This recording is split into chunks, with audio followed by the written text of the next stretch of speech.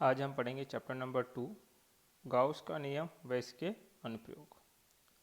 Introduction में सबसे पहले हम पढ़ेंगे सदिश क्षेत्रफल किस प्रकार से ज्ञात करना है और क्या तरीका है इसको ज्ञात करने का, और उसके बाद पढ़ेंगे विद्युत फ्लक्स।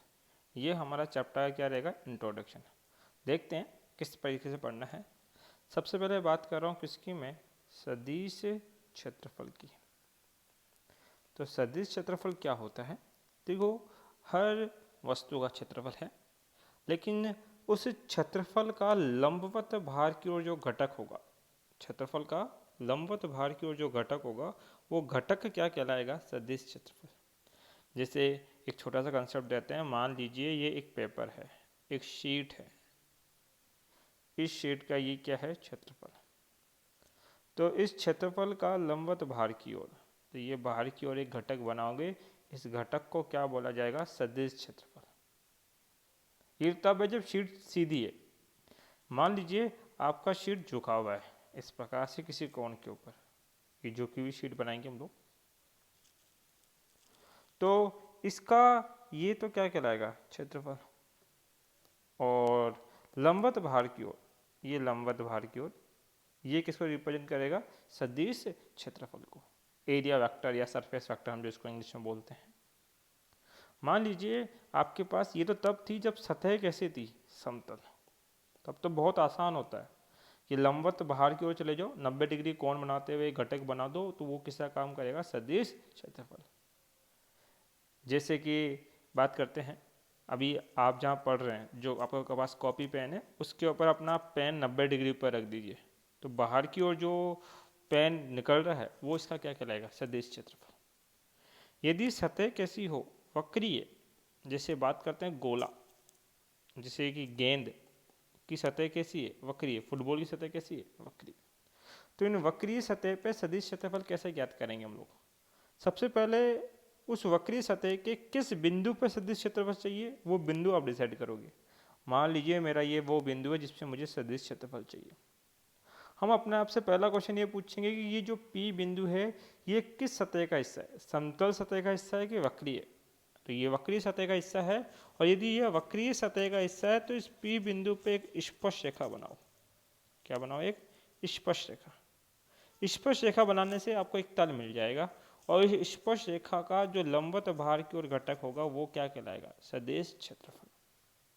मान लीजिए ये P बिंदु यहाँ होता है, तो यहाँ मैं एक स्पर्श रेखा बनाता हूँ, और फिर लंबवत भार की ओर तल क्या कहलाता है, मेरा सदिश क्षेत्रफल।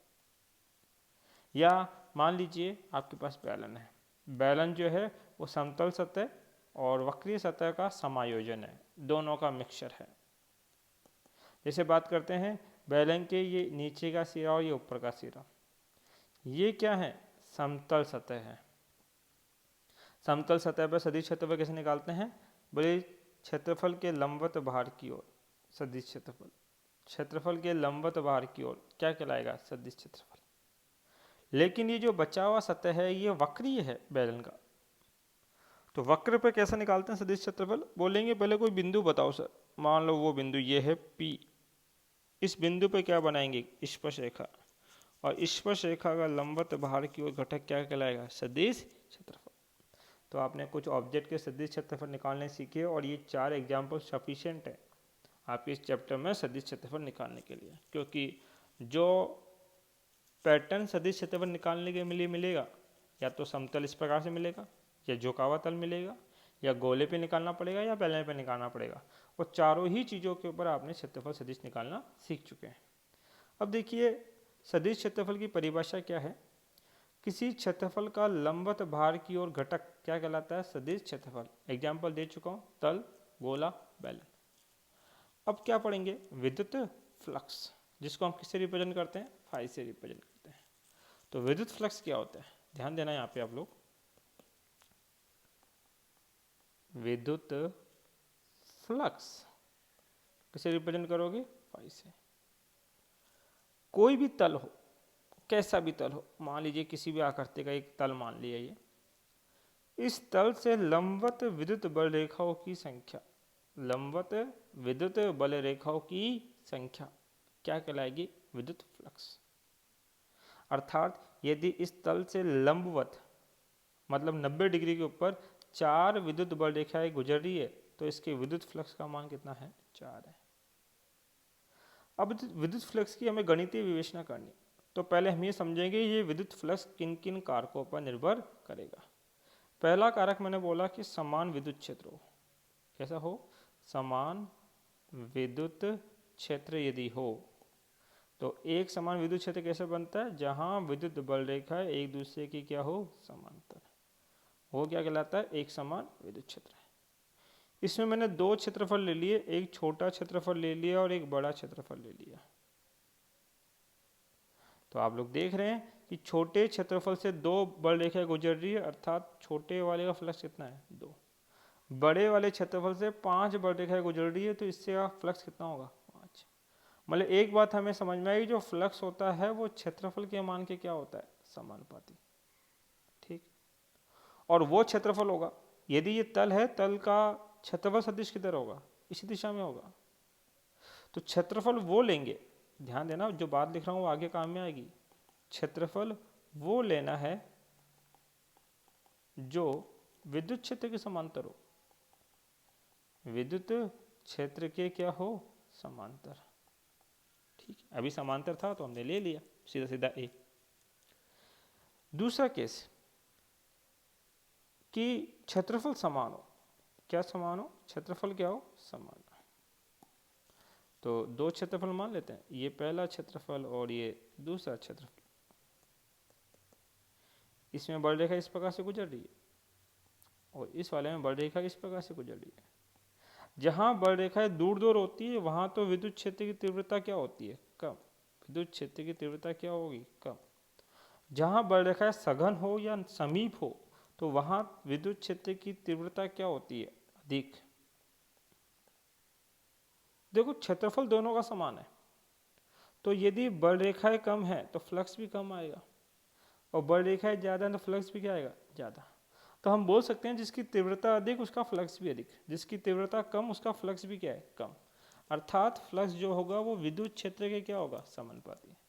तो हमें फ्लक्स के बारे में दो बातें पता लगी, एक तो फ्लक्स क्षेत्रफल के उस मान के समानुपाती होगा जो विद्युत क्षेत्र के समांतर हो, और दूसरा जो फ्लक्स है वो क्षेत्रफल के क्या होगा, सॉरी जो फ्लक्स है वो विद्युत क्षेत्र के क्या होगा, समानुपाती।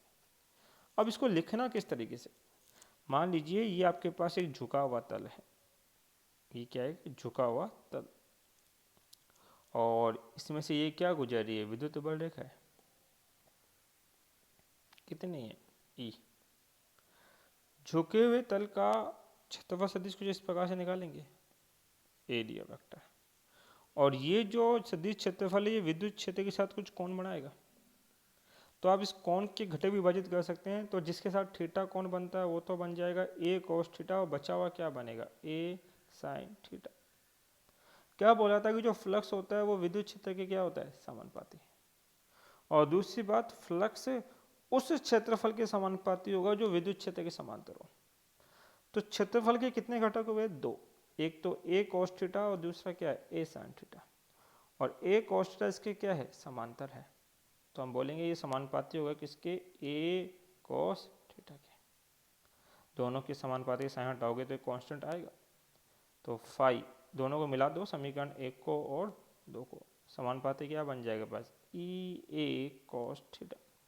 समानुपाती हटाएंगे, कांस्टेंट कितना आया, के, ई ए कोस थीटा, और जहाँ के का मान कितना है, एक, तो फ्लक्स का मान कितना हो जाएगा, ई ए कोस थीटा।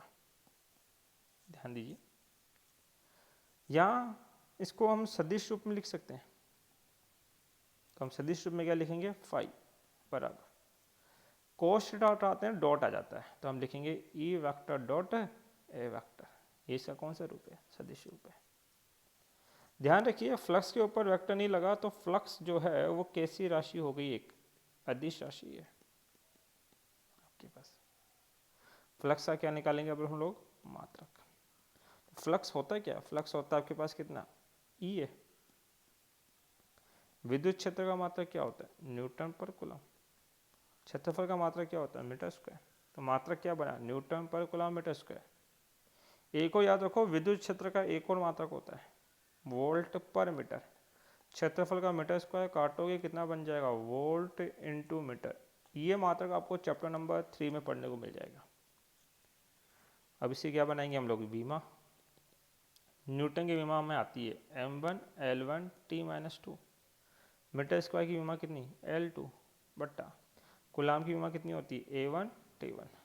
सोल्व करोगे कितना आ जाएगा, m1 L1 और L2 L3, T-2 है और T1 ऊपर जाएगा तो -1 हो जाएगा, T-3 और क्या लिखा जाएगा, A-1 आपके पास। ये इसकी क्या बन गई, विमा।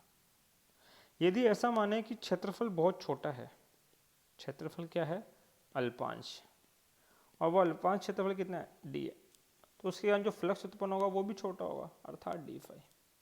तो फ्लक्स का सूत्र क्या होगा, फ्लक्स का सूत्र होगा d∅ इक्वल टू कितना बन जाएगा, E/dA आपके पास। ठीक है, देखो फाई बराबर आपने क्या पढ़ा था, E vector dot A vector. मैं कह रहा हूँ कि क्षेत्रफल अल्पांश है तो फ्लक्स भी क्या होगा, अल्पांश, इसलिए फाई को d∅ लिख दिया और a को क्या लिख दिया, dA। दोनों तरफ समाकलन करोगे आप लोग तो 1d∅, इधर समाकलन करोगे तो E वेक्टर डॉट क्या लिखा जाएगा, dA वेक्टर। बंद पृष्ठ इसलिए गोला लगा दिया। 1d∅ का इंटीग्रेशन फाई, तो close integration of E vector dot dA vector, इसका मान आएगा। अब इसके 3 केस आते हैं। केस नंबर फर्स्ट, मान लीजिए ये एक चकती है और ये चकती का फ्रंट देख रहे हो सामने से, तो इसका सदिश क्षेत्रफल इधर होगा, A वेक्टर। इसमें से विद्युत बल रेखा गुजरेगी, E वेक्टर। तो E वेक्टर और A वेक्टर दोनों समान दिशा में है, तो थीटा कितना होगा, 0 डिग्री। फ्लक्स कितना होता है, फाई इक्वल टू होता है EA cos theta, phi equal to EA cos 0 degree 1, तो 1 से गुना करो तो 1 रहेगा। तो ये फ्लक्स का कौन सा मान है, मैक्सिमम। केस नंबर सेकंड, यदि मान लीजिए आपके पास ये चकती है और ये चकती का तल है, तो तल के लंबवत ऊपर की ओर कौन होगा, सदिश क्षेत्रफल, और बल रेखा इस प्रकार से गुजर रही है, तो इस अवस्था में थीटा कितना बनेगा, 90। फ्लक्स का मान कितना होगा, फ्लक्स का मान होगा EA cos 90, cos 90 0, तो फ्लक्स भी कितना, 0। तो इस अवस्था में फ्लक्स का मान कैसा आएगा, मिनिमम। केस नंबर 3, मान लीजिए चकती है और ये चकती का तल है आपके पास, और तल के लंबवत भार की ओर कौन होता है, सदिश क्षेत्रफल, और विद्युत बल रेखा इस प्रकार से है। तो विद्युत क्षेत्र इधर जा रहा है और क्षेत्रफल सदिश इधर है, दोनों एक दूसरे के विपरीत है, तो कौन कितना बनेगा, 180 डिग्री।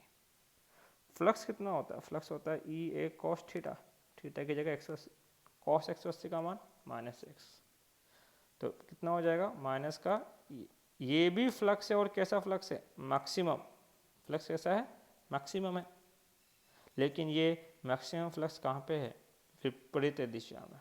अब देखिए नोट्स में इस चीज़ को किस प्रकार से लिखना है। तो फ्लक्स क्या बताया था कि किसी तल के लंबवत या अभिलंबवत गुजरने वाली विद्युत बल रेखाओं की संख्या क्या कहलाती है, विद्युत फ्लक्स। तो परिभाषा है, विद्युत क्षेत्र में स्थित किसी क्षेत्रफल से अभिलंबवत गुजरने वाली कुल विद्युत क्षेत्र रेखाओं की संख्या क्या कहलाती है, विद्युत फ्लक्स। विद्युत क्षेत्र के समानुपाती और क्षेत्रफल के उस घटक के समानुपाती होगी जो विद्युत क्षेत्र के समांतर हो, अर्थात A cos थीटा के। दोनों को मिलाया फाई इक्वल टू कितना बन जाएगा, EA cos ऑफ थीटा, जहाँ K का मान कितना है, 1, फाई का मान कितना आएगा, EA cos थीटा। यहाँ cos थीटा E वेक्टर व A वेक्टर के मध्य का कोण है। सदिश रूप क्या बन जाएगा, phi equal to E vector dot A vector. विद्युत फ्लक्स कैसी राशि, एक अदिश राशि है। मात्रा क्या क्या निकालता है, विद्युत क्षेत्र का मात्रक न्यूटन पर कूलम, क्षेत्रफल का मीटर स्क्वायर, और एक मात्रक था volt into metre, volt into metre. विमा क्या बनाई थी हमने, M1 L3 T-3 A1 आपके पास। ये A1 नहीं है, A-1 करना है इसको आपके पास, मिसप्रिंटिंग की। अगला है कि किसी अल्पांश क्षेत्रफल कितना माना, D है, से अगर E बल रेखा गुजरे तो उसका फ्लक्स कितना माना जाएगा, d∅।